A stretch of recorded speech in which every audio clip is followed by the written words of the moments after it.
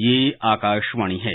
कार्यक्रम सुर्खियों में प्रस्तुत है कोरोना वायरस संक्रमण पर स्वास्थ्य विशेषज्ञ डॉक्टर नीतीश गुप्ता से आकाशवाणी संवाददाता आनंद श्रीवास्तव की बातचीत। जिंदगी में उम्मीद होगी तो सपने होंगे, सपने होंगे तो जीने का उद्देश्य होगा, और अगर जीने का उद्देश्य होगा, पर्पस होगा, तो जिंदगी बेझिल नहीं होगी, उसमें खालीपन नहीं होगा। अगर आपके पास मकसद होगा तो फिर जिंदगी में कोई टेंशन, कोई स्ट्रेस, कोई डिप्रेशन या कोई अकेलापन नहीं होगा।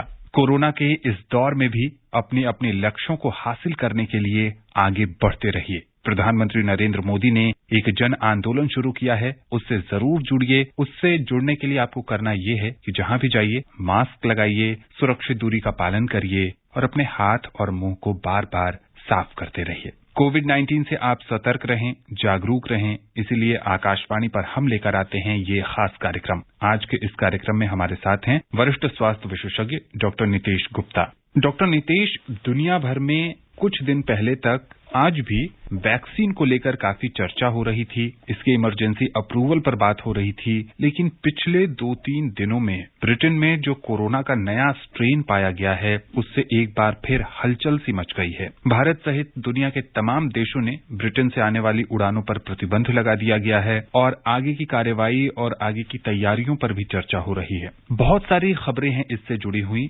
आपसे ये समझने की कोशिश करेंगे कि ये स्ट्रेन कितना खतरनाक है और क्या ये जो वायरस को मारने के लिए, वायरस से बचाव के लिए इस समय जो वैक्सीन बनी है, दुनिया के कुछ देशों में टीकाकरण शुरू हो गया है, क्या इससे नए स्ट्रेन पर प्रभाव पड़ेगा या नहीं पड़ेगा? नए वायरस की जो प्रॉपर्टी होती है या किसी भी जीवित वस्तु की प्रॉपर्टी होती है, वो होती है सर्वाइवल ऑफ फिटेस्ट। तो उसमें वो भी अपने अंदर मल्टीप्लाई जब बार बार करता है तो वो अपने अंदर चेंज लाता है, क्योंकि वो सर्वाइव करना चाहता है ह्यूमन बॉडी के सेल्स को यूज करके। तो कोई भी बैक्टीरिया हो, कोई भी वायरस हो, उसकी एक नेचुरल प्रवृत्ति होती है कि उसको मल्टीप्लाई करना है और कुछ चेंज लाने हैं जिससे वो बॉडी के अंदर मल्टीप्लाई रहे, क्योंकि वही उसके जीवित रहने का रास्ता होता है। इस मल्टीप्लीकेशन में कई वायरस या तो और कम खतरनाक होता चला जाता है या उसमें कुछ ऐसी म्यूटेशन आ जाती है जो ज्यादा खतरनाक होती है। तो वायरस दोनों तरह से म्यूटेट कर सकता है। जब भी कभी वायरस म्यूटेट करता है तो उस समय सावधानी रखने की जरूरत होती है, क्योंकि उसकी म्यूटेशन को समझने के लिए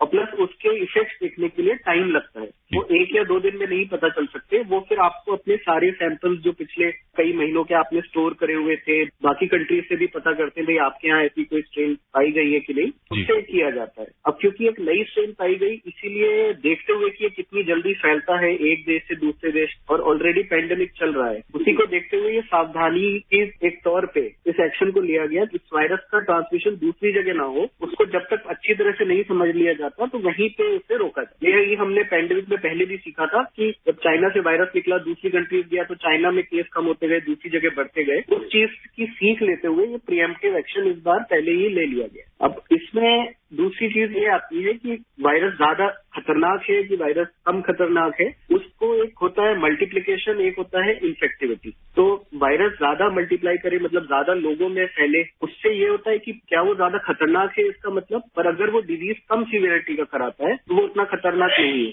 जब 3 दिन पहले हमने न्यूज पढ़ी थी कि भाई वो बहुत खतरनाक वायरस पाया गया है और ज्यादा इन्फेक्टिविटी है, बट इसी पे आज WHO ने भी अपनी एक स्टेटमेंट इशू किया है कि उसको ज्यादा उन्होंने खतरनाक नहीं पाया है। ना ही ऐसे ही यूएस से भी जो स्टेटमेंट आया था, वहां पे जब नए चेयरमैन बनेंगे उन्होंने भी यही कहा कि वायरस ज्यादा खतरनाक नहीं है। इंडिया ने ICMR की तरफ से स्टेटमेंट आया कि ये वाली स्ट्रेन हमारे यहाँ अभी नहीं है और ये ज्यादा खतरनाक है कि नहीं ये अभी आगे शोध करने से ही पता चले। है वैक्सीन इसके अगेंस्ट इफेक्टिव होगी कि नहीं, तो पहले तो हमें ये देखना है कि जो कॉमन चीज फैली हुई है, जो कॉमन वायरस है बिना इस म्यूटेशन वाला, हमें उसे भी कंट्रोल करना है। इस नए के चक्कर में हम पुराने को इग्नोर नहीं कर सकते हैं, क्योंकि वो ऑलरेडी डिजीज करा रहा है और उसकी ऑलरेडी इन्फेक्टिविटी हमें पता है। तो वैक्सीनेशन पुराने के लिए हमेशा चलता रहेगा। अगर कोई ऐसी स्ट्रेन पाई जाती है, नई पाई जाती है कि ये नई है, तो उसके हिसाब से आप वैक्सीन दोबारा डेवलप कर सकते हैं। इसका एग्जाम्पल इन्फ्लुएंजा है। इन्फ्लुएंजा के लिए हर साल नई वैक्सीन आती है। तो नई वैक्सीन बनाना या लाना कोई नई चीज नहीं होगी, ये एक नोन फैक्ट है।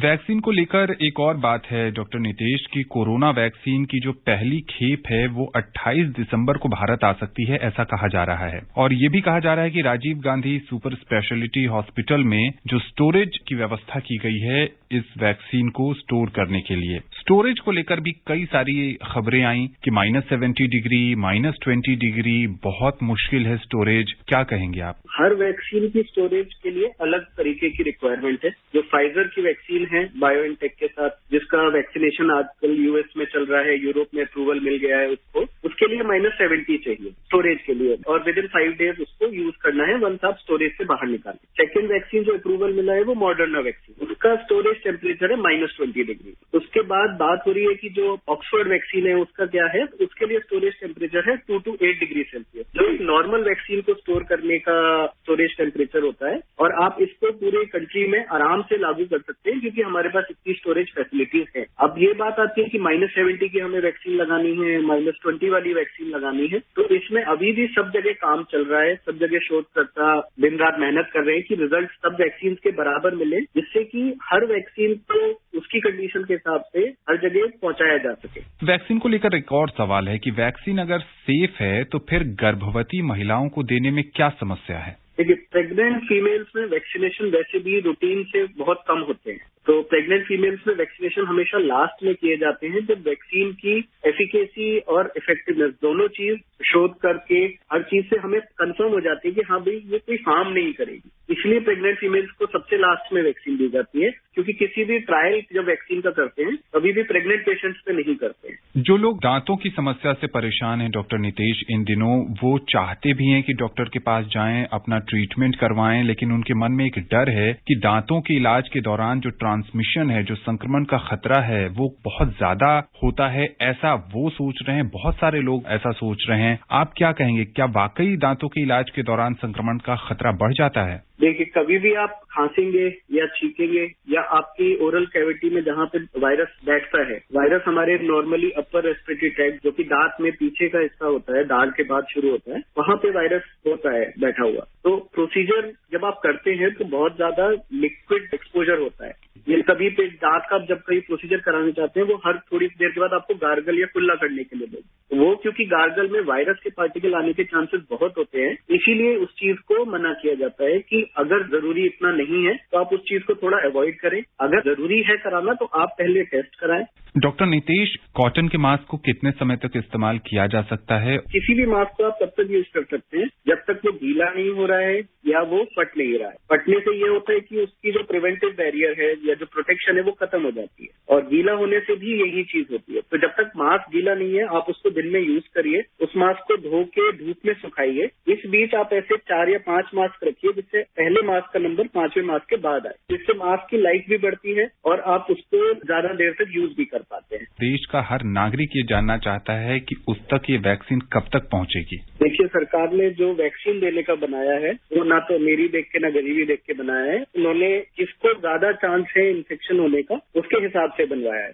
संतुलित आहार, बेहतर जीवन शैली, क्या यही कारण है कि भारत में कोरोना संक्रमण उतनी तेजी से नहीं फैला और मृत्यु दर भी दुनिया के बाकी मुल्कों के मुकाबले बहुत कम रही? देखिए, इन सब का नतीजा कि कम फैला है और मृत्यु दर भी बहुत कम है, इसमें सबका साथ जाता है। टाइमली एक्शन जो सरकार ने लिया, जो लोगों ने बात मानी, जो लोगों ने प्रिकॉशंस लिए, ये सब चीजें बहुत साथ में जाती है। आपका खान पान और आपका सेहत, अगर अच्छी सेहत होगी तो इन्फेक्शन बहुत माइल्ड होके वो ठीक हो जाएगा। तो ये एक इम्पोर्टेंट चीज है, उसमें खान पान का बहुत ज्यादा रोल होता है। खान पान के साथ अगर आप बीमार भी हैं तो आपको अपनी बीमारी की दवाइयां जरूर चलानी है, ये 2 चीज जरूर ध्यान रखना है। डॉक्टर नितेश, कई बार ऐसा लगता है लोगों को कि सुरक्षित दूरी का पालन करना बहुत मुश्किल हो गया है। ऐसे में उन लोगों को क्या कहेंगे आप?